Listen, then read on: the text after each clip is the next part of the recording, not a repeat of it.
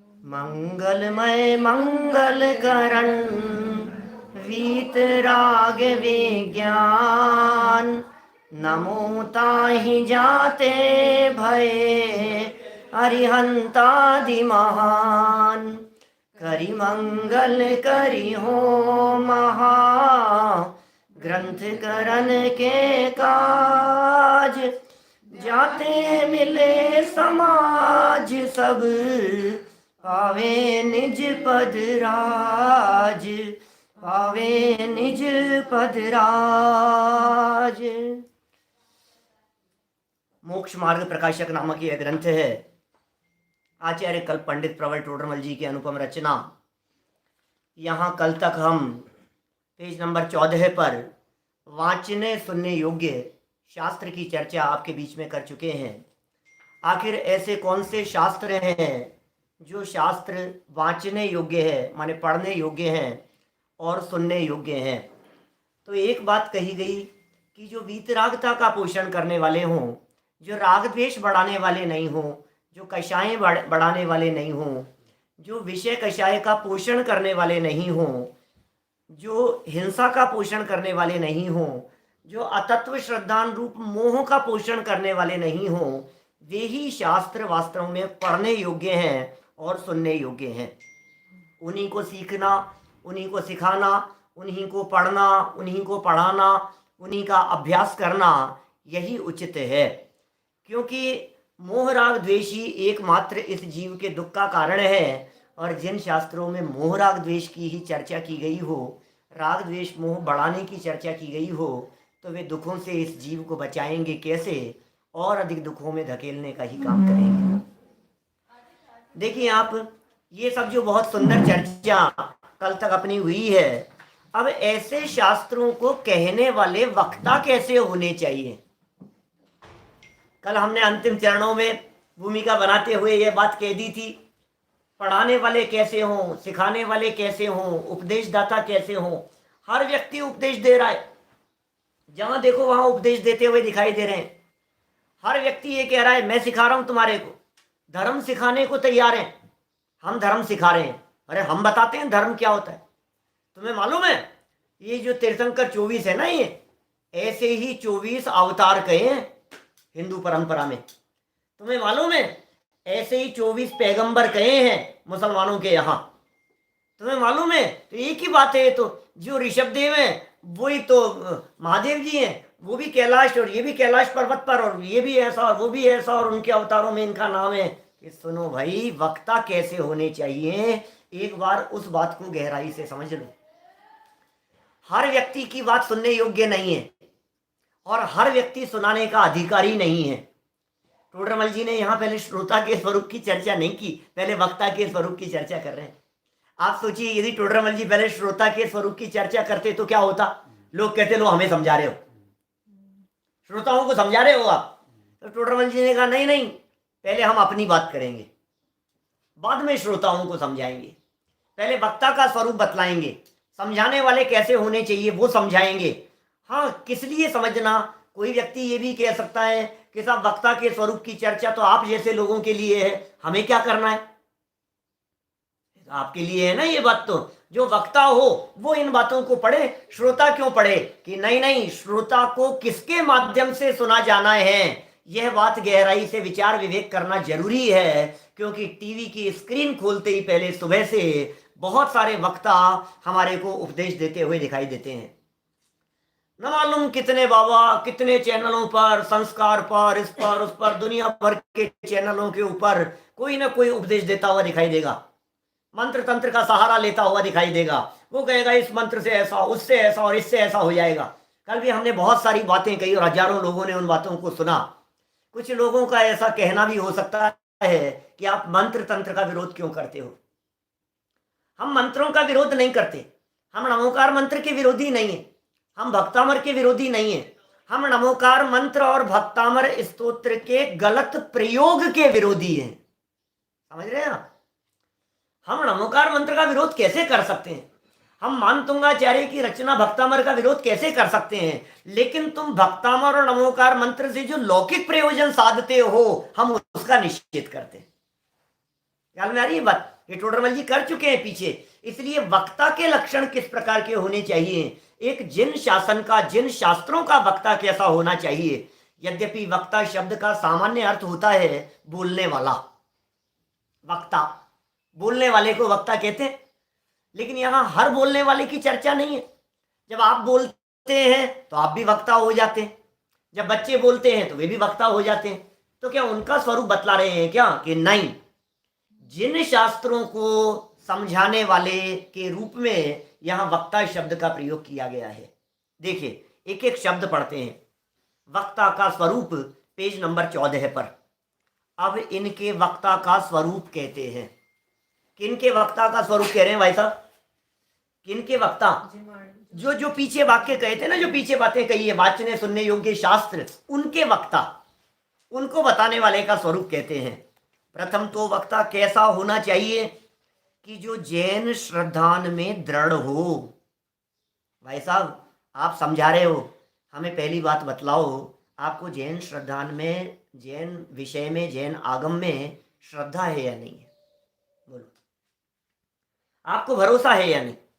आपको अरहंत भगवान पे भरोसा है या नहीं? ये कह रहे हैं जैन श्रद्धान में दृढ़ हो, दृढ़ श्रद्धान होना चाहिए, उसे पक्का भरोसा होना चाहिए जिनवाणी के वचनों पर, उसे पक्का भरोसा होना चाहिए अरहंत भगवान के ऊपर। जब मैं इस प्रकार की बात कहता हूं और जब इस प्रकार के वाक्य शास्त्रों में हम पढ़ते हैं, टोडरमल जी की इस पंक्ति को पढ़ते हैं, तो बहुत सारे लोग ये कहने लगते हैं हमें भरोसा है भगवान पार्श्वनाथ आज इस दुनिया से कोरोना को मिटा देंगे, हमें भरोसा है। श्रद्धा की बात कह रहे हो ना आप, श्रद्धा होनी चाहिए, भगवान पे श्रद्धा होनी चाहिए, भगवान मिटा देंगे, हमें भरोसा है मंत्र के ऊपर, हमें भरोसा है इस चीज के ऊपर, हमें भरोसा है साधना के ऊपर, इससे ऐसा हो जाएगा। भाई भरोसे का अर्थ सम्यक अर्थ में उस बात को समझना है, खोटे अर्थ में समझना नहीं है। भरोसे का अर्थ यह है कि अरहंत भगवान के ज्ञान में जो झलक रहा है उसे 3 लोग 3 काल में टालने वाला कोई नहीं है, इसका नाम है भरोसा। अरहंत पे भरोसे का क्या क्या मतलब है? जिनवाणी पे भरोसे का क्या मतलब है? जिनवाणी पे भरोसे का मतलब यह है कि तू अपने राग से दुखी है, तू रोग से दुखी नहीं है। रोग के काल में भी रोग नहीं, राग दुख का कारण है, ये जिनवाणी पर भरोसा है। जैन शास्त्रों के श्रद्धानी का मतलब क्या है? श्रद्धा है साहब हमारे को, तो पूरी श्रद्धा है साहब हमारे को, बहुत श्रद्धा है हमारे को। देखो भाई मैं तो जाप करता हूं, अब मुझे तो भरोसा है कि अब बीमारी मिट जाएगी। अरे भाई इसका नाम भरोसा थोड़ी ना कह रहे हैं टोडरमल जी। जैन शास्त्रों में दृढ़ होने का मतलब क्या है? शास्त्रों में दृढ़ होने का मतलब क्या है? जिन वचनों का दृढ़ श्रद्धानी होना, ये बात कहकर के पंडित जी कहना क्या चाहते हैं? हमें भरोसा है जिन वचन में शंका न धार, इसका नाम भरोसा है। जिनेंद्र भगवान के वचनों में रंच मात्र भी शंका नहीं करना, शंका ही नहीं है हमारे को जिनेंद्र वचनों में। जिनेंद्र के जो वचन है वीतरागी हैं वे भगवान, सर्वज्ञ हैं वे भगवान, और ये जो वाणी, जिनवाणी जो हमारे को सामने दिखाई देती है, ये वीतरागता की पोषक है, ये जिनवाणी है। ये जनवाणी नहीं है, जिनवाणी है। जन और जिन, जन जन में जो बातें चलती हो यहाँ वो नहीं है, यहाँ लोक की बातों का वर्णन नहीं है, यहाँ लोकातीत आत्मा की बातों का वर्णन है। तो पहली विशेषता क्या कही? जैन श्रद्धान में दृढ़ हो, नंबर 1। क्यों भाई श्रद्धान में दृढ़ की बात क्यों कह रहे हो? तो टोडरमल जी कह रहे हैं यदि स्वयं श्रद्धानी हो तो औरों, स्वयं अश्रद्धानी हो, स्वयं अश्रद्धानी हो तो औरों को श्रद्धानी कैसे करे? अब मुझे खुद को ही भरोसा नहीं है, अरे भाई अब भगवान है तो सही, अब क्या पता, कह रहे हैं देखो शास्त्र में तो लिखा है, अब खुद को ही भरोसा नहीं है और आप कहे जा रहे हो। कितने वचन ऐसे होते हैं जिन वचनों को आपको आज्ञा प्रमाण से स्वीकार करना पड़ेगा। सिर्फ जिन वचन हैं इस आधार पर आपको स्वीकार करना पड़ेगा, इसके अलावा दूसरा कोई ऑप्शन नहीं है आपके पास में। मेरू पर्वत कितना बड़ा है, 3 लोक की रचना किस प्रकार की है, जम्बू द्वीप कैसा है, जैन भूगोल कैसा है, आलू में अनंत जीव हैं, तो जैन शास्त्रों में लिखा है इसलिए हम स्वीकार करते हैं। दुनिया में किसी साइंटिस्ट, किसी वैज्ञानिक, किसी व्यक्ति की सामर्थ्य नहीं है जो आलू में अनंत जीवों को देख करके बतलाए। और मैं आपसे पूछता हूं, क्या आचार्यों की मम्मी आलू की सब्जी अच्छी नहीं बनाती थी? उन्होंने क्यों लिखा कि आलू नहीं खाना चाहिए? बोलो, कौन कह सकता है ये बात? ये बात अंदर से कही जा सकती है, ये बात केवल ज्ञानियों के माध्यम से कही गई है। हमें जिन वचनों के ऊपर पक्का भरोसा है, हमें श्रद्धा है, और हमें श्रद्धा है इसलिए हम दृढ़ता से ये बात कहते हैं कि ये कार्य करने योग्य नहीं है, इस वस्तु का सेवन करने योग्य नहीं है। कैसे कह रहे हो आप? श्रद्धा है हमारे को, खुद कोई श्रद्धा नहीं है। अब भाई सामने वाले ने पूछा कि साहब हम ये गूगल अर्थ पर देखते हैं दुनिया तो इतनी दिखाई दे रही है, अब इससे ज़्यादा तो दिखती नहीं है, अब आप कह रहे हो कि जम्बूद्वीप इतना बड़ा है। हाँ भाई लिखा तो है यार, पता नहीं भरोसा तो अभी तो जो है तो क्या करें, अभी लिखा है सो तो नरक है या नहीं है, स्वर्ग है या नहीं है, नंदीश्वर द्वीप है या नहीं है, पंचमेरु नंदीश्वरों को माने कि नहीं माने। आज के समय में जब हर चीज को साइंटिफिक तरीके से देखा जाता है तो हमें भरोसा नहीं होता है। अब क्या करें बोलो? तो एक शर्त लगाइए, पहली शर्त, तुझे शास्त्र का वक्ता होने के पहले शास्त्र के ऊपर भरोसा होना चाहिए। जिनवाणी है ये, जिनवाणी की बात के ऊपर भरोसा करूंगा मैं, विश्वास के बिना आगे नहीं चलेंगे। देखो आगे आगे वाक्य देखो, क्यों क्यों इतने विश्वास की बात कह रहे हो? स्वयं अश्रद्धानी हो तो औरों को श्रद्धानी कैसे करे? श्रोता तो स्वयं ही से हीन बुद्धि के धारक हैं, उन्हें किसी युक्ति द्वारा श्रद्धानी कैसे करे? बेचारे श्रोता तो पहले ही नहीं समझते हैं, श्रोताओं को तो पहले ही विवेक नहीं है, श्रोता तो पहले ही नहीं समझते हैं, मंद बुद्धि वाले हैं। अब तू तर्क से, युक्ति से, न्याय से उन बातों को सिद्ध करेगा तो सामने वाले श्रोता बेचारे उस बात को समझ पाएंगे। और तुझे ही भरोसा नहीं है तो दूसरों को भरोसा कैसे दिलाएगा? आत्मा है, परमात्मा बन सकता है, तुझे भरोसा है कि परमात्मा बन सकता है? तुझे भरोसा है कि सम्यक दर्शन हो सकता है? अब तुझे ही भरोसा नहीं है तो सामने वाले को क्या बतलाएगा? बोलो साहब, पंचम काल में आत्मा का अनुभव हो सकता है कि नहीं हो सकता? अब यदि तुम्हें खुद को ही भरोसा नहीं है और तुम दुनिया के लोगों को समझाओ, हाँ शायद देखो पता नहीं हो सकता है या नहीं हो सकता है, अब ये शास्त्र में कहीं तो लिखते हैं कहीं नहीं लिख, पता नहीं, अब भरोसा नहीं है भाई, अपने को तो हुआ नहीं है, अपने को तो अपन क्या कहें, अब कैसे कहें इस बारे में? तो तू पहले भरोसा तो कर भाई, जनवाणी कह रही है ना। स्वर्ग नरक है या नहीं है, मोक्ष का मार्ग है या नहीं है, सम्यक दर्शन की विधि क्या है, सम्यक दर्शन प्रकट किया जा सकता है या नहीं, वर्तमान में इस पंचम काल में छठा सातवां गुण स्थान हो सकता है या नहीं हो सकता है, जनवाणी कह रही है। श्रद्धा से सुन इस बात को। नंबर फर्स्ट है श्रद्धा। मेरा एक अलग से प्रवचन है यूट्यूब पर, श्रद्धान का महत्व, श्रद्धान का महत्व, सिर्फ श्रद्धान का। श्रद्धा के बिना एक कदम आगे नहीं चल सकते हो। अभी तो यहाँ मोक्ष मार्ग की श्रद्धा की चर्चा चल रही है, जिन वचनों पर श्रद्धा की बात चल रही है, भगवान की वाणी पर श्रद्धा की बात चल रही है, लेकिन दुनिया में एक भी काम ऐसा नहीं हो सकता जो आप श्रद्धान के बिना कर लेते हो। बिना श्रद्धा के आप अपने कार्य में सफल नहीं हो सकते। आपको भरोसा होना चाहिए।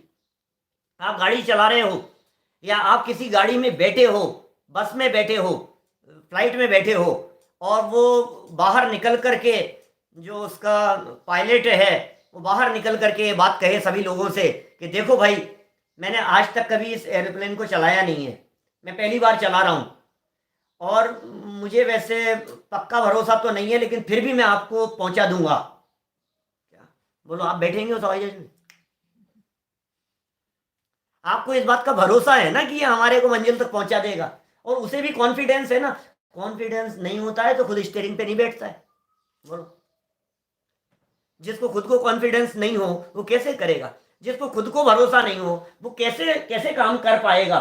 माने दुनिया का हर काम भरोसे से होता है। अरे मैं तो यहां तक कहता हूं, एक पत्थर की पाषाण की मूर्ति श्रद्धा से भगवान है। श्रद्धा नहीं हो तो उस मूर्ति को भगवान कौन कहे? श्रद्धा है हमारी कि नहीं, प्राण प्रतिष्ठा हो गई है, इसमें पंच कल्याण प्रतिष्ठा हो गई है, इसलिए ये भगवान हो गई है। ये श्रद्धा से भगवान है, कहने मात्र से नहीं है, सुनने मात्र से नहीं है, देखा देखी नहीं है। नहीं श्रद्धा हो तो पत्थर है और श्रद्धा हो तो भगवान है। इसलिए कितनी महत्वपूर्ण बात कह रहे हैं टोडरमल जी साहब यहाँ। श्रद्धा बहुत इंपॉर्टेंट चीज है, बहुत इंपॉर्टेंट फैक्टर है श्रद्धा।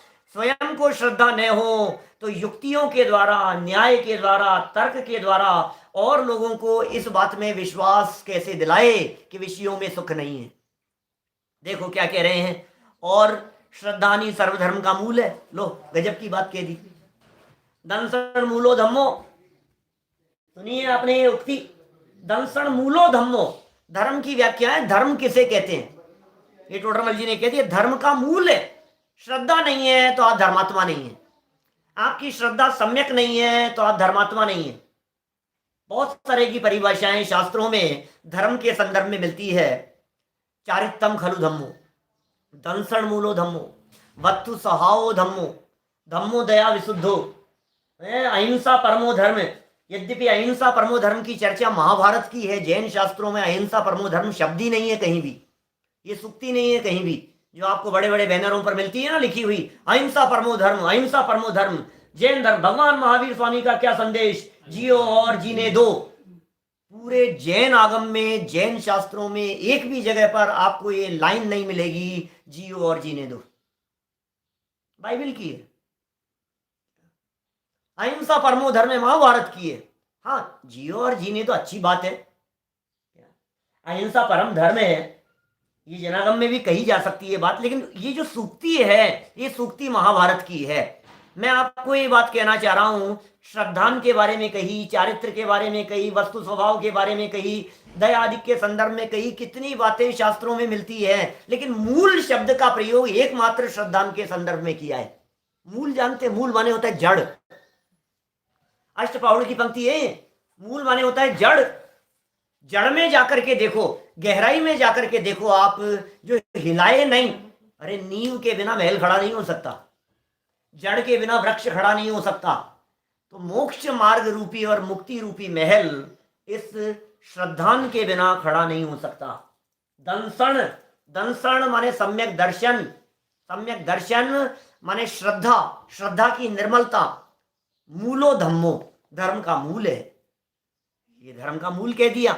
इसलिए भाई पहला लक्षण कहा, श्रद्धा पक्की होनी चाहिए आपको। देखिए आगे बढ़ते हैं। पुनश्च वक्ता कैसा होना चाहिए? टोडरमल जी स्वयं प्रश्न उठाते हैं, भाई इसके अलावा बात कहो, और वक्ता कैसा होना चाहिए, समझाने वाले समझने वाले कैसे होने चाहिए?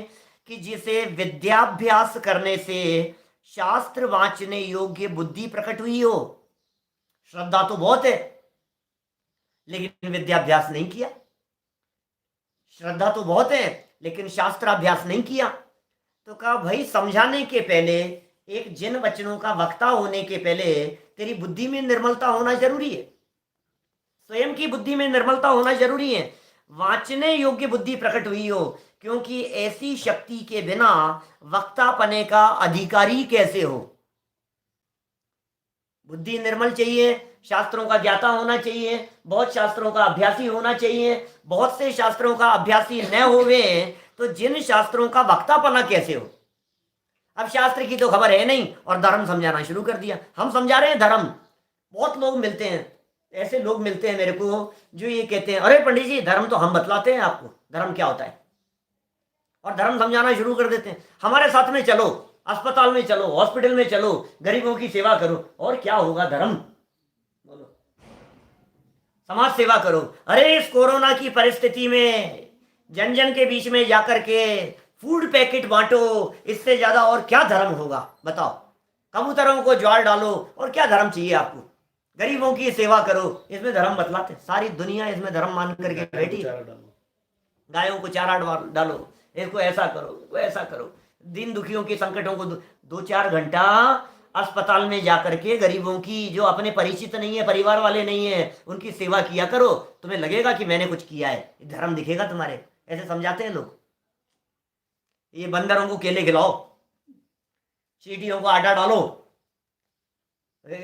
चींटियों को आटा डालोगे ना रोड पर जाकर के तो तुम्हारे घर में चींटियां नहीं आएगी। ऐसा कहते हैं। बोलो, ऐसी ऐसी बातें मिलती है धर्म के नाम पर, न मालूम कितनी कितनी तरह की बातें चलती है। सोच सोच करके आश्चर्य होता है। टोडरमल जी यहाँ ये कह रहे हैं, पंडित जी साहब क्या कह रहे हैं? भाई देखो वक्ता कैसे होने चाहिए, विद्याभ्यास करो। तुमने शास्त्र पढ़े हैं क्या? कि नहीं, शास्त्र तो नहीं पढ़े। तो फिर तुम समझा रहे हो, बिना शास्त्र पढ़े हुए समझा रहे हो। तुमने कौन कौन से शास्त्रों को पढ़ा है? कि शास्त्र तो नहीं पढ़े हमने। बोले जब तक तू स्वयं अभ्यास नहीं करे तब तक दूसरों को धर्म समझाने का अधिकारी नहीं है। इसका मतलब जिन शास्त्रों के वक्ता में पहला लक्षण होना चाहिए कि वो श्रद्धानी हो, नंबर 1। दूसरी बात कही कि बहुत शास्त्रों का जिसने स्वयं ने अभ्यास किया हो। पुनश्च वक्ता कैसा होना चाहिए और कैसा होना चाहिए? कि जो सम्यक ज्ञान द्वारा सर्व प्रकार के व्यवहार निश्चय आदि रूप व्याख्यान का अभिप्राय पहचानता हो। ओहो, गजब बात है। क्या कह रहे हैं आप? व्यवहार निश्चय ज्ञा प्रवर्तयन्ते जगति तीर्थम, ऐसा कह रहे हैं। ये बात अमृत चंद्र आचार्य कह रहे हैं पुरुषार्थ सिद्धि उपाय नामक ग्रंथ में। पुरुषार्थ सिद्धि उपाय नाम का अमृत चंद्र आचार्य का ग्रंथ है, और उस ग्रंथ में क्या कह रहे हैं? वक्ता कैसे होने चाहिए, गुरु कैसे होने चाहिए, कौन से गुरु हमारे लिए शरण लेने योग्य हैं, हम कौन से गुरुओं की चरणों की शरण में जाएं। गुरुवो भवंती शरणम प्रबुद्ध नए चक्र संचारा, कौन से गुरुओं की शरण में जाएं हम?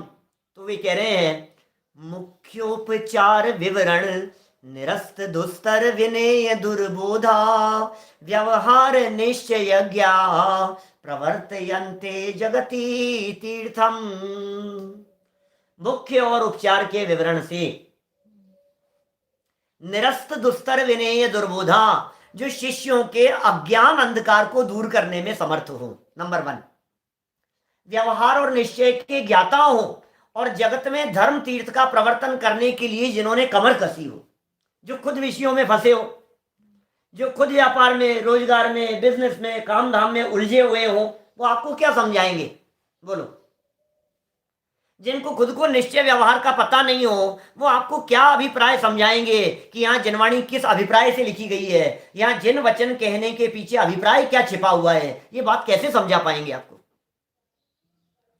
जो शिष्यों के अज्ञान अंधकार को दूर करने में समर्थ नहीं हो, वो कैसे समझा पाएंगे? स्वयं अज्ञानी हो, अज्ञान अंधकार में डूबे हुए हो। तो यहां कह रहे हैं निश्चय व्यवहार का ज्ञाता होना चाहिए, व्याख्यान में व्याख्यान का अभिप्राय पहचानता हो सर्व प्रकार से, और सम्यक ज्ञान द्वारा। पहले सम्यक दर्शन लिया, ध्यान देना, पहले सम्यक दर्शन लिया दृढ़ श्रद्धानी कह करके, फिर सम्यक ज्ञान से जानता हो, और आगे जाकर के टोडरमल जी फिर चारित्र की चर्चा करेंगे कि ऐसा चारित्रवान हो। माने रत्नत्रय का धारी व्यक्ति ही वक्तापने से सुशोभित होता है। ये निश्चय से बात कर रहे हैं अभी यहां, फिर व्यवहार से बात करेंगे, लोक निंदे आदि कार्यों में प्रवर्तमान नहीं हो, और इस तरह की बातें कहकर के बाह्य आचरण किस प्रकार का होना चाहिए, ये बातें भी कहेंगे। 2 तरह से टोडरमल जी ने यहाँ व्याख्या की है। पहली प्रकार की व्याख्या की है कि वक्ता में कंपलसरी बातें क्या क्या होनी चाहिए। नंबर 1, तो ये कंपलसरी बातों की बात कर रहे हैं, और फिर कुछ कहेंगे जो ऑप्शनल है कि भाई तेरे को न्याय व्याकरण का भी ज्ञान हो, ये हो तो थोड़ा सा वो व्यक्तापना विशेष शोभता है, थोड़ा बहुत हो तो अच्छा रहेगा, सुंदर हो, अच्छा दिखने वाला हो, ये सब बातें आगे कहने वाले हैं। तो अभी यहाँ क्या कहा? निश्चय व्यवहार और निश्चय आदि रूप व्याख्यान का अभिप्राय पहचानता हो। कौन सा कथन निश्चय की अपेक्षा से किया गया है, कौन सा कथन व्यवहार की अपेक्षा से किया गया है? क्योंकि जिनवाणी है, कहीं किस अभिप्राय से कथन करेंगे, कहीं किस अभिप्राय से कथन करेंगे। बोलो, अब तुम उसका अभिप्राय नहीं समझो तो अर्थ का अनर्थ कर लोगे। तुम्हें यदि कहने वाले की विवक्षा नहीं पता हो, और वो जो बात कही जा रही है उसको तुमने पूरा नहीं पढ़ा हो, आद्योपांत नहीं पढ़ा हो, आगे पीछे नहीं पढ़ा हो, तो तुम उसका मर्म कैसे समझा पाओगे और कैसे समझ पाओगे? ख्वाजी नमाज मत पढ़, इतना वाक्य पढ़ा। कुरान में किसी पेज पर ये वाक्य लिखा हुआ था, ख्वाजी नमाज मत पढ़, और कुरान बंद की और चल दिए। लिखा है साहब, इसमें लिखा है मत पढ़, साफ साफ लिखा है, मैं झूठ नहीं कह रहा हूं, मैं ये लिखा है, साफ साफ लिखा है उसमें। लेकिन पेज तो बदल, आगे की लाइन में क्या लिखा है? घर तू पाक ना हो, यदि तू नहाया ना हो, यदि तू पवित्र ना हो। समझ में आ रही है बात? अधूरा ज्ञान सदा नुकसान, ये जिनवाणी जो कह रही है। इसीलिए आद्योपांत शास्त्र का स्वाध्याय करना कितना जरूरी है, शुरू से आखिरी तक जिन वचनों को पढ़ना कितना जरूरी है। आधी बात पढ़ी आपने और आधी बात पढ़ करके उस बात को समझ नहीं पाए। बोलो, हमने कहा कि ये मंत्र तंत्र बोलने से तुम्हारा भला नहीं होगा, और ये समझ लिया कि ये तो मंत्रों के विरोधी है, ये नमोकार मंत्र के विरोधी हो गए। अब तुमने गलत समझ लिया, नमोकार मंत्र का विरोध तो किया नहीं था। अरहंत भगवान का विरोध करके क्या नरक निगोद में जाना है क्या? सिद्ध भगवान का विरोध करके क्या नरक निगोद में जाने के पात्र बनेंगे क्या? हम तो दिन में 25 बार, दिन में 27 बार, दिन में 36 बार नमोकार मंत्र पंच परमेष्ठियों का स्मरण करते हैं। कम से कम 36 बार नमोकार मंत्र का स्मरण पंच परमेष्ठियों को याद करते हैं। निश्चय व्यवहार का ज्ञाता होना जरूरी है। निश्चय माने सत्यार्थ बात, व्यवहार माने उपचरित बात। कौन सी बात को किस विवक्षा से कही गई है, इस बात को नहीं समझे तो गड़बड़ हो जाएगी। किस समय कौन सी बात गौण करने योग्य है और किस समय कौन सी बात मुख्य करने योग्य है। जहां जिस अभिप्राय से कथन हो, जहां द्रव्य दृष्टि से कथन किया गया हो, वहां पर्याय पक्ष को गौण करना। जहां व्यवहार की चर्चा चल रही हो, वहां निश्चय की चर्चा मत करना। कितने कथन द्रव्यानुयोग को चरणानुयोग से काटे और चरणानुयोग को द्रव्यानुयोग से काटे, कैसे चलेगा बताओ। एक द्रव्य दूसरे द्रव्य का कर्ता धर्ता नहीं है, निश्चय की बात है, बिल्कुल सही बात है। जनागम कह रहा है, द्रव्यानुयोगी ये कह रहा है नास्ति सर्वोपि संबंध है, परद्रव्य के साथ में किसी प्रकार का कोई संबंध नहीं है। प्रत्येक जीव अपने आयु कर्म से जीवन मरण करता है, जनवाणी की बात है, द्रव्यानुयोग की बात है, समय सार की बात है।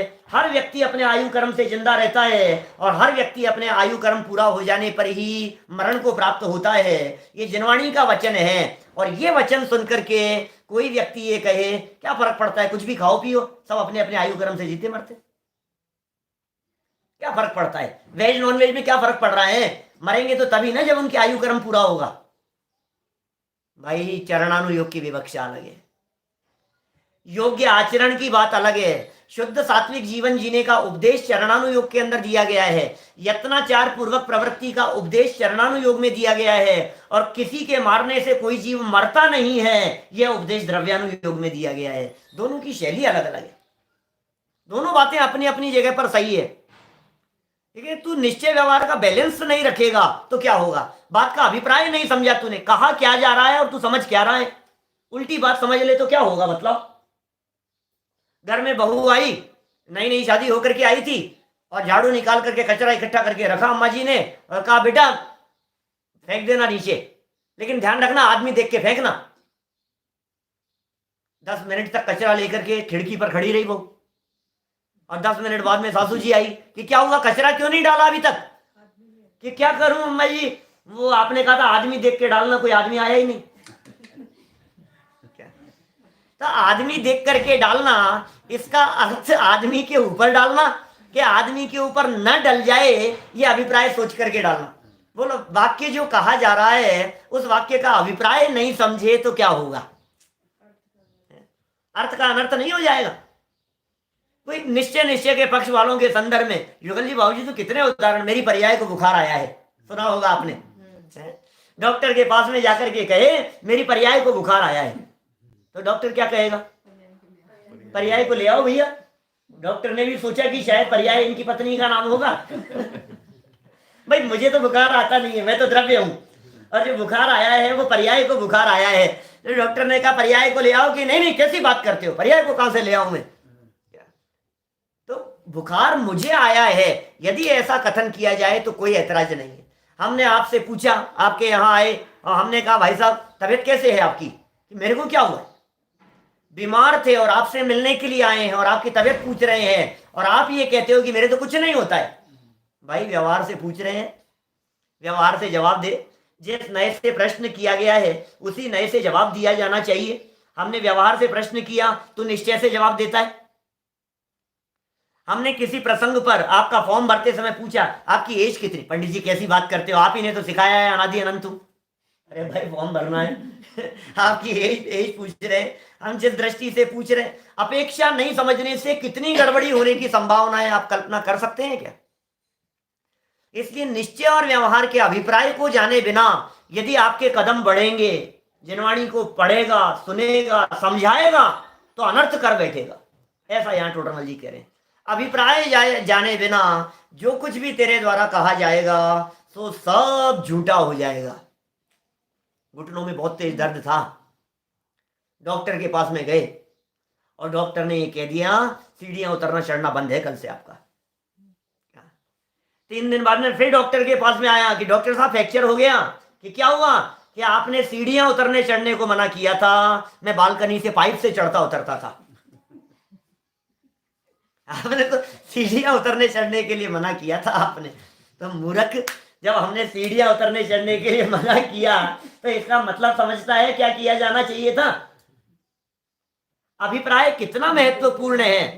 बच्चों को कहा जाए मर जा तू तो, मत पढ़ना आज के बाद, बिल्कुल बिल्कुल मत पढ़ना आज के बाद। अब ऐसे वचन नहीं कहते माँ बाप, बोलो बच्चों को इस तरह के वचन नहीं कहते हैं, बिल्कुल मत पढ़ना, तो अब तू मत पढ़ बस। इसका मतलब क्या समझता है बच्चा? ये समझता है आज तो कितनी खुश है मम्मी, मम्मी कह रही है आज के बाद पढ़ना ही नहीं, मजा आ गया, ऐसा समझता है। वो कहता है सॉरी सॉरी। समझ में आ रही है बात? मैं इस नए के प्रकरण में हमेशा एक उदाहरण देता हूं, दादा भी बतलाते हैं। माने वो बच्चा जो रात को देर से घर आया, हाँ रात को देरी से घर आया, बहुत लोगों ने सुना होगा जो मुझे सुनते रहते हैं। बहुत देरी से घर आया रात को, और देरी से घर आया तो मम्मी ने डांटा एकदम, कहाँ गया था नालायक? पिक्चर देखने चला गया था। चले जा, एक शो और देखा था, बैठा रहता वहीं। चले जा, बैठा रहता वहीं, एक शो और देखा था। समझ में आ रही है बात? क्या वाक्य कहे जा रहे हैं? और वो बच्चा कहता है नहीं नहीं वहां गलती हो गई, अब नहीं जाऊंगा। मैं आपसे पूछना चाहता हूं, क्या कोई बच्चा माँ के इन वचनों को सुनकर के माँ से पलट करके ये कहता है कि लाओ माँ 200 रुपये और दे दो, एक शो और देखे आता हूं? आप ही तो कह रहे हो एक शो और देखे आता। कोई नहीं समझता है ऐसा। देखो शब्द ये है चले जा, शब्द ये है बैठा रहे, शब्द ये है एक शो और देखिया, शब्द ये है कि आगे से मत पढ़ना। शब्द कैसे हैं? लेकिन इन शब्दों का अर्थ दुनिया की कौन सी डिक्शनरी में ऐसा मिलेगा कि आगे से कभी ऐसा मत करना? बोलो, कौन सी डिक्शनरी में मिलेगा? कौन से एनसाइक्लोपीडिया में मिलेगा? कहां जाकर के तलाशें? गूगल पर तलाशो जरा, किसी वक्ता से पूछो, किसी व्याकरण जानने वाले से पूछो, उस व्यक्ति से पूछो कि मां ये कह रही है कि तू चला जा, इसका क्या अर्थ है? एक शो और देखिया, इसका अर्थ क्या है? लेकिन बच्चा इस बात को समझता है कि इसका अर्थ ये है आगे से मत जाना। चले जा का अर्थ मत जाना। गजब हो गया। चले जा का अर्थ मत जाना, ये कहां मिलेगा? ऐसी ऐसी बात कहां मिलेगी आपको? ऐसी बात मिलेगी जिनवाणी में। इसलिए यदि आप निश्चय व्यवहार के ज्ञाता नहीं है, यदि आप अभिप्राय को समझने वाले नहीं है, तो आप अर्थ का अनर्थ किए बिना नहीं रहेंगे, अनर्थ हो जाएगा। निश्चय की बात चलते समय व्यवहार की बातों को गौण कर देना, व्यवहार की बात चलते समय निश्चय की बातों को गौण कर देना। जब जैसा प्रसंग चल रहा हो, ये मुख्यता और गौणता ये निश्चय व्यवहार का लक्षण है। मुझे अभी नए चक्र नहीं पढ़ाना है, सैकड़ों प्रवचन होंगे पीटीएसटी पर निश्चय व्यवहार के संदर्भ में, उनको पढ़ेंगे सुनेंगे तो आप बहुत विस्तार से चर्चा होगी। हम तो साल भर पढ़ाते हैं, नयों की चर्चा करते हैं। दादा की पुस्तक है परम भाव प्रकाशक नए चक्र, गहराई से पढ़ो क्या होता है निश्चय, क्या होता है व्यवहार, क्या होता है द्रव्यार्थिक पर्यायार्थिक। नैगमवादी ने बहुत प्रसिद्ध है तत्वार्थ सूत्र में के, तत्वार्थ सूत्र जिसे सूत्र जी कहते हैं, उस तत्वार्थ सूत्र के पहले अध्याय का 33वां सूत्र है नैगम संग्रह व्यवहार सूत्र शब्द समविरूढ़ एवं भूता नया। लेकिन क्या होता है नैगम ने, क्या होता है संग्रह ने, क्या होता है व्यवहार ने, नहीं समझते हैं व्यक्ति। क्या होती है मुख्यता गौणता? गौण करना क्या होता है समझते हैं आप? गौण करना क्या होता है? किसे गौण करना कहा जाता है? गौण कैसे किया जाता है? मुख्य और गौण। जब जिसकी चर्चा चल रही हो उस समय वो मुख्य है, और जिनकी चर्चा अभी नहीं चल रही है, जिनकी चर्चा का यहां प्रसंग नहीं है, उसे गौण करना कहते हैं। अर्पिता नर्पित सिद्धे, उमा स्वामी आचार्य ने सूत्र दिया, ये इसके लिए है, निश्चय व्यवहार के व्याख्यान को पहचानने के लिए। एक प्रसंग मुझे उदाहरण याद आ रहा है, सुन लीजिए बीच में चर्चा गौणता के संदर्भ में। एक दोस्त अपने किसी दोस्त के यहां बंबई गया, और बंबई गया 3 दिन के लिए। जब वहां 3 दिन उसके साथ में रहना था, तो पहले ही दिन जिसके यहाँ आया था ना बॉम्बे, उसको कहीं शादी पार्टी में जाना था। जब शादी पार्टी में जाना था तो उसने अपने दोस्त से कहा कि यार मैं जा रहा हूँ, तू भी चल साथ में। कि नहीं नहीं यार मैं तो वैसे ही आया था घूमने फिरने के लिए, जीन्स टी शर्ट ऐसे कपड़े लेकर के घूमने फिरने के लिए आया था, कोई सूट वूट तो है नहीं, क्या चिंता कर रहा है, मेरे पास में है ना। चलो ठीक है कोई बात नहीं। दोस्त का सूट पहना और सूट पहनकर उसके साथ में शादी पार्टी में चला गया। जब वहां शादी पार्टी में पहुंचा तो बंबई वाले दोस्त ने उसका परिचय कराया कि भाई हमारे जयपुर से आए हैं, उदयपुर से आए हैं, यहाँ से आए हैं, बहुत अच्छे बिजनेसमैन हैं, लंबी चौड़ी फैक्ट्रियाँ हैं इनकी, सारा दुनिया भर का काम है इनका, है, बहुत बहुत अच्छे व्यक्ति हैं। लेकिन एक बात बतलाऊं, इन्होंने जो सूट पहन रखा है ना, ये मेरा पहन रखा है। बोलो, दिमाग खराब हो गया उसका। यार तूने ये क्या कहा यार, ये कोई कहने वाली बात है क्या? ये बात तुझे कहनी चाहिए क्या? इसको तो गौण करना चाहिए था, ऐसी बात नहीं कहनी चाहिए थी कि हाँ यार गलती हो गई, कोई बात नहीं। दूसरे दिन फिर कहीं शादी में जाना था, फिर वही कि यार आज इस तरह की बात मत कहना कि मैं तेरा सूट पहन करके आया हूं, कि हाँ ठीक है मैं नहीं कहूंगा, ऐसी बात नहीं कहूंगा। चलो कोई बात नहीं, फिर गए और शादी में वहां जाकर के और लोगों को परिचय दिया, बहुत अच्छे बिजनेसमैन है, इतना पैसा है, इतना वैभव है इनके पास में, सब कुछ है। लेकिन एक बात बतलाऊं आपको, इन्होंने जो सूट पहन रखा है ना, ये मेरा नहीं है, इनका ही है। हाँ बोलो, क्या क्या बात कही? ये मेरा नहीं है, इनका ही है। ये बात कह करके क्या कहना चाहते हो तुम कि भाई आज तो, अरे क्या क्या कह दिया तूने, ये नहीं कहा जाना, तुझे जरूरत क्या थी इसके बारे में कुछ भी कहने की? तो चुप नहीं रह सकता था। ये गौणता समझाने का प्रयास कर रहा हूं मैं। गौणता का मतलब क्या है, गौण किस प्रकार से किया जाता है। तीसरे दिन फिर शादी में जाना था, क्या तो कहा यार तू तो ऐसी गलत बात करता है कि नहीं नहीं आज इस तरह की बात नहीं कहूंगा, मैं ऐसी बात नहीं कहूंगा, तू चिंता मत कर। और फिर शादी पार्टी में पहुंचे और लंबा चौड़ा परिचय देने के बाद में कहा कि सुनो, इन्होंने जो सूट पहन रखा है ये इनका है या मेरा है, इस बारे में मैं कुछ नहीं कहूंगा। बोलो, कुछ कहा या नहीं कहा? कह दिया। गौण का मतलब ये है मौन। जिसकी चर्चा नहीं करनी है उसके बारे में मौन रहो, ये यहां कहना चाह रहे हैं।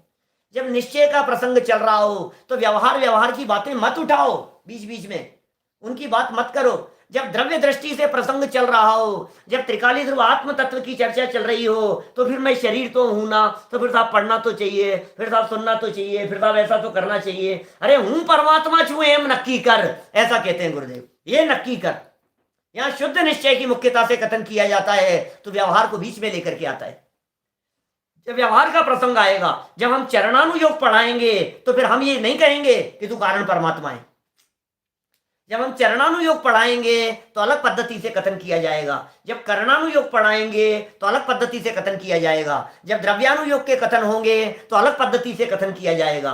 जहां जिस विवक्षा से कथन हो, यदि तू उसे स्वीकार नहीं करेगा, नहीं समझेगा, तो टोडरमल जी कह रहे हैं तू वक्ता के योग्य नहीं है, व्याख्यान को पहचान नहीं पा रहा है। देखो जरा, सम्यक ज्ञान द्वारा सर्व प्रकार के व्यवहार निश्चय आदि रूप व्याख्यान का अभिप्राय पहचानता हो। अभिप्राय क्या है? अभिप्राय पहचानने का मतलब समझ गए आप? शब्द नहीं, भाव नहीं। अभिप्राय किसका नाम है? वक्तुर अभिप्रायो नय है, श्रोतुर अभिप्रायो नय नहीं कहा जनवाणी में कहीं भी। मैंने एक सांगानेर विद्यालय चलता है ना, सांगानेर संस्कृत कॉलेज वालों ने बुलाया मेरे को थोड़े समय पहले, स्पेशली सांगानेर संस्कृत कॉलेज के सारे विद्यार्थी बैठे और विषय था नय। नए किसे कहते हैं? बहुत मजा आया सबको, सारे वहां के प्राचार्य शीतल चंद जी, प्राचार्य अनिल जी, सब लोग बैठे हुए थे, आपके शैलेश पंडित, सब लोग बैठे हुए थे, बहुत सारे वहां के अध्यापक और सब लोग, और सबको बड़ा मजा आया क्योंकि अभिप्राय पहचानने की बात है। नए की अपेक्षा से बात करो ना आप, जहां जो विवक्षा से बात कही जा रही है, सबने बहुत रुचि और बहुत उत्साह से सुना और सबको बहुत मजा आया। बात ही ऐसी है, जिनवाणी की बात ही ऐसी है। सारा झगड़ा नए नहीं समझने का है। नए समझ लिया तो झगड़ा नहीं है। ये साहब क्या बात कर रहे हो आप, आत्मा को शुद्ध शुद्ध कहते हो, हम इस बात को कैसे स्वीकार कर सकते हैं कि जिनवाणी कह रही है ना, मगन गुण ठाणे ही 14 हवंतित अशुद्ध नया विनया संसारी सव्वे शुद्धा हूं शुद्ध नया। क्या द्रव्य संग्रह की गाथा है, द्रव्य संग्रह की। बोलो, सव्वे शुद्धा हूं शुद्ध नया, सारे जीव शुद्ध हैं। शुद्ध नए से देखो तो नारकी भी शुद्ध है, तिर्यंच भी शुद्ध है, जैन अजैन सब शुद्ध है, निगोदिया एकेंद्रीय पंचेंद्रीय हिंदू मुसलमान सब शुद्ध है। सव्वे शुद्धा हूं शुद्ध नया आगम कह रहा है, नेमी चंद्राचार्य देव कह रहे हैं। अब आप इन वचनों को नहीं समझो, तो बोलो क्या होगा? शुद्ध नए भूतार्थ है, अभूतार्थ है व्यवहार नहीं। अब जिन वचन कह रहे हैं तो अभिप्राय की बात है। अभिप्राय किसे कहते हैं? वक्तुर अभिप्रायों ने, वक्ता का अभिप्राय समझना। श्रोताओं के अभिप्राय को नहीं कहा है जनवाणी में। वक्ता जिस अभिप्राय से कहना चाहता है आप उस अभिप्राय से समझो। समझाने वाला या जनवाणी जिस अभिप्राय से बात कहना चाहती है, आचार्य कुंद कुंद स्वामी ने ये वचन जिस अभिप्राय से लिखे हैं, अमृत चंद्राचार्य देव ने जिस अभिप्राय से ये बातें लिखी है, आप उस अभिप्राय से समझो। ज्ञातुर अभिप्रायों ने, अभिप्राय इत्यस्य को अर्थ है। ऐसे बहुत प्रश्न उठाए हैं, मुझे भी नए नहीं पढ़ाना है सच में, नहीं तो इतनी गाथाएं, इतने श्लोक, इतने प्रसंग मेरे दिलो दिमाग में घूम रहे हैं। पिछले 25 साल से नए चक्र पढ़ा रहे हैं, नए नए नए दिमाग में ऐसे घूमते रहते हैं। देखो, क्योंकि टोडरमल जी ने तर्क दिया, क्योंकि यदि ऐसा ना हो तो कहीं अन्य प्रयोजन सहित व्याख्यान हो। अभिप्राय नहीं समझा, अन्य प्रयोजन सहित व्याख्यान हो, उसका अन्य प्रयोजन प्रकट करके विपरीत प्रवृत्ति कराए। प्रयोजन तो कुछ था, वीतरागी संत तो कुछ और बात कहना चाहते थे और हम ही उस बात को समझ नहीं पाए, अभिप्राय नहीं समझ पाए, आचार्यों के हृदय की गहराई को समझ नहीं पाए, तो फिर क्या करेगा? अन्य प्रयोजन प्रकट करके विपरीत प्रवृत्ति करा देगा। शास्त्र में लिखा है सब, ऐसा भी लिखा है सब, ऐसा भी लिखा है सब। देखो अभी क्या हो रहा है, कहीं कहीं भक्तियों में जब इस प्रकार के कथन मिल जाते हैं हमारे को, द्रौपदी को चीर बढ़ायो, सीतापति कमल रचायो, अंजन से किए अकामी, दुख मेटो अंतर्यामी, ऐसे वचन मिलते हैं भक्तियों में, पुरानी भक्तियों में मिलेंगे, पाठों में मिलेंगे। अब ये उसका अभिप्राय तो समझे नहीं और ये समझ लेवे कि भगवान भला करते हैं, तो बोले तूने अनर्थ कर दिया। हम आपसे पूछते हैं, यदि जैनियों के भगवान भला करते हो तो किसी जैन मंदिर में कोई जैन प्रतिमा आशीर्वाद की मुद्रा में क्यों नहीं दिखती है? आदिनाथ से महावीर भगवान तक 24 तीर्थंकरों की प्रतिमाएं हाथ पे हाथ धरी हुई ही क्यों मिल रही है? बोलो। मैं तो बड़ी बड़ी सभाओं में, जन सामान्य के बीच में सभाओं में, बड़े बड़े नेताओं के बीच में मैं ये बात कहता हूं कि साहब आप तो नेता हैं, आप तो समाज के नेता हैं, आप चाहें तो एक आध प्रतिष्ठा ऐसी भी कराओ जिसमें ऐसे आदिनाथ भगवान को बिठाओ, महावीर भगवान को ऐसे बिठाओ। बेचारे भक्त इतनी उम्मीद आशा लेकर के आते हैं, उनका भला और उपकार तो हो जाए। लेकिन नहीं, क्यों नहीं? क्योंकि भगवान भला बुरा नहीं करते, भगवान आशीर्वाद नहीं देते जैनियों के भगवान। तो सब लिखा है ना यहाँ, अरे व्यवहार का कथन है ये, इतना ही व्यवहार है कि हम आपके घर पर आए और आपने कहा पंडित जी अपना ही घर समझना, वैसे ऐसा व्यवहार है, अपना ही समझना पंडित जी, अपना समझ करके ही। हमने कहा यार ये बहुत बार बार में दिन में 4 बार कह चुके पंडित जी अपना ही समझना, अपना ही समझना। हमने कहा यार वो साइन कब करवा रहे हो आप रजिस्ट्री पे? बोलो। सिर्फ इतना ही अभिप्राय है, अपना समझना, कहने के लिए है ये बात। इसका मतलब कहने वाला भी समझ रहा है और जिसे कही जा रही है वो भी समझ रहा है। ये भगवान का सम्मान है। व्यवहार में इस तरह की बातें कही जाती है, उपचार से इस प्रकार की बातें कही जाती है। ये कह रहे हैं विपरीत प्रवृत्ति कराएगा। पुनश्च वक्ता कैसा होना चाहिए कि जिसे जिन आज्ञा भंग करने का भय बहुत हो। ओहो, कितनी बातें हो गई साहब यहां तक। नंबर 1, दृढ़ श्रद्धानी होना चाहिए। नंबर 2, बहुत शास्त्रों का अभ्यासी होना चाहिए। नंबर 3, निश्चय व्यवहार का ज्ञाता होना चाहिए। और नंबर 4 भय जिन आज्ञा भंग करने का भय बहुत। अरे यार मेरे मुंह से कोई ऐसी बात नहीं निकल जाए जो शास्त्र विरुद्ध हो, मैं कोई ऐसी बात नहीं कह दूं कहीं मेरे समझने में गड़बड़ तो नहीं हो गई है। शास्त्र विरुद्ध बात कहने का, आगम विरुद्ध बात कहने का भय बहुत हो। भय का मतलब ऐसे डर डर डर बोल रहे, घबरा के थोड़ी ना बोलेगा, क्योंकि पीछे कह दिया दृढ़ है और फिर कह रहे हैं भय है। ये दोनों बातें विरोधी दिख रही है। पीछे का जैन शास्त्रों में श्रद्धान में जो दृढ़ है और फिर दूसरी बात कह रहे हैं भय है, ये दोनों बातें कैसे चलेगी? भय का मतलब सावधानी। कल भी हमने कहा था, शाम के प्रवचन में, शायद कल सुबह के प्रवचन में ही कही थी हमने बात। सावधानी है, सावधानी है, सावधान रहें आप, इसका नाम भय है। जिन आज्ञा भंग करने का भय बहुत हो, क्योंकि यदि ऐसा नहीं हो तो कोई अभिप्राय विचार कर सूत्र विरुद्ध उपदेश देकर जीवों का बुरा करे, सोई कहा है। सूत्र विरुद्ध उपदेश दे देगा और जीवों का बुरा करेगा तो अनर्थ हो जाएगा। इसलिए भाई श्रद्धा भी होनी चाहिए और वचनों के प्रतिपादन के समय, बोलते समय भय माने सावधानी भी होनी चाहिए। यदि ऐसा नहीं हो तो आगे एक बहुत सुंदर गाथा टोडरमल जी ने उद्धृत की है। इसे करके इनकी बहुत विस्तृत चर्चा आगे कल हम अपेक्षित विस्तार से करेंगे।